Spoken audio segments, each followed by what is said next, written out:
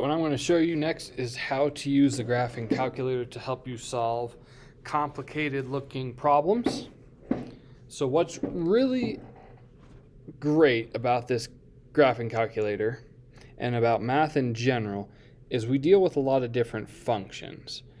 So I have generated a couple different problems right here. We can even see the answers underneath. We're going to have the calculator replicate these answers. So let's focus in on this top left one right there. It is a one variable problem, which means all you need is one equation to solve it. If we were to do this by hand, we would distribute to the parentheses, we'd get x on one side, and we start to isolate our variable with our inverse operations.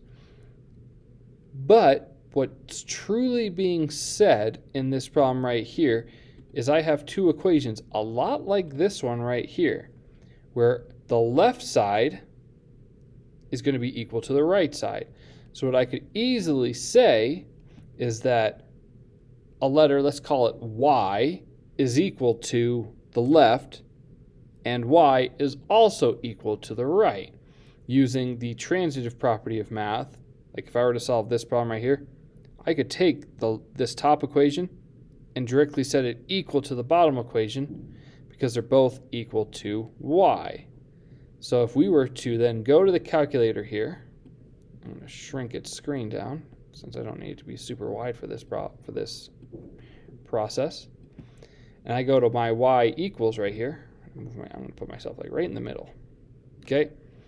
I could say the top part of the equation is that negative 2x plus 5 parentheses x minus 3 end parentheses. So the left problem is that line right there, while the right side is 7x minus 5. I graph it. I see that they cross right there. So I go to my intersection option in my calculator, first curve, second curve, guess, and there it tells me that they intersect at x equals 5. There's my answer right there. The same is true if you've got yourself a quadratic right there. How do you typically solve a quadratic? Typically, you get a quadratic to equal 0, and then use factoring, completing the square. You could graph it. You could get the quadratic formula. Oh, excuse me. But if you have our graphing calculators, you can take the left side, we can graph the right side separately, and all we have to do is find where they cross. Now we're slightly off the screen, so I'm going to move my window to be a little bit lower, so I'm going to go to negative 20. I now see the two intersection points. I'm going to intersect, first curve, second curve. I'm going to guess. There's our first answer, x is negative 4. I do it again.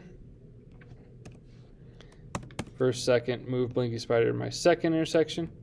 Can find their second answer, negative 7. So we can use the graphing feature to help us solve equations by setting the left side equal to the right side. We can do something similar for when we have to solve systems. The problem is these calculators are only capable of doing y equals equations. So we can handle this one that's highlighted easily right now. We just type in negative 3x minus 2. We take x plus 2. We graph it. Oops. And we find where they cross. Second, calculate, intersect, negative 1, 1. But for the other ones that are in standard form, we could convert it to say y equals, graph it and go the same pathway. But there's an actual better way on these calculators. It is the matrix. So if we go second matrix, we have a bunch of different matrices that we are able to use. The math, these are all of the math that's associated with matrices. We don't really care about most of these unless you get into linear algebra in the college level. This is the determinant. T stands for transpose. This is the dimension of it. Fill, make it the identity. Random, augment, yada, whatever, just continues. But we're going to focus on this side and this side. We're going to go to the edit. Looking at this first problem right there, on the left-hand side of the problem, we've got a 2 by 2 set. So I've already got my matrix set up to be a 2 by 2. If I needed it to be a 3 by 3, I could change it to be a 3 by 3. But we're going to make it a 2 by 2. The top number is 1 next to the x, and we've got a negative 1 on the other one. So x over x. Here we've got 5. We've got the, 5. We've got negative 2.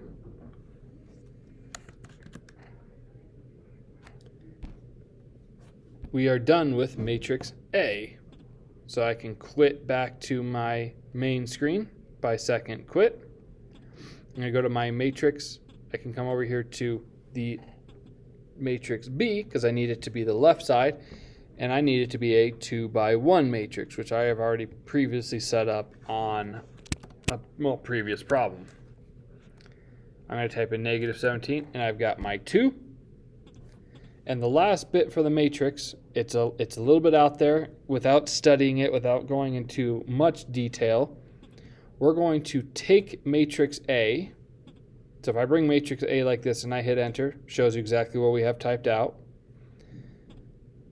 But I need matrix A, and I'm going to apply this negative 1. I'm going to make it the inverse of matrix A. So that's what the inverse of matrix A looks like. It requires a lot of math to do this by hand. You have to find the determinant of this matrix. You then have to flip this matrix. You then have to multiply it and do a lot of crazy things. Honestly, that we don't care about. We're going to put inverse of A. We're then going to recall matrix B, and we're going to have it set up like this. So we're going to take the inverse of these numbers, and we're going to multiply our B matrix, and that will give us our X and our Y values. So to solve this second one right here, I go back to my matrix. I go to edit matrix number 1. I have 7, 14. Over here, I have 4. I have 7. I'm going to edit matrix B to be the right side of my equation. It is 7, 7. I do A inverse B. We get our answer of negative 3, 7. And that's how you can use matrices to help you solve systems. If you've got a 3 by 3 system, you go to matrix, you can make a 3 by 3 matrix. This would just be a 3 by 1. You make your matrices look like this problem.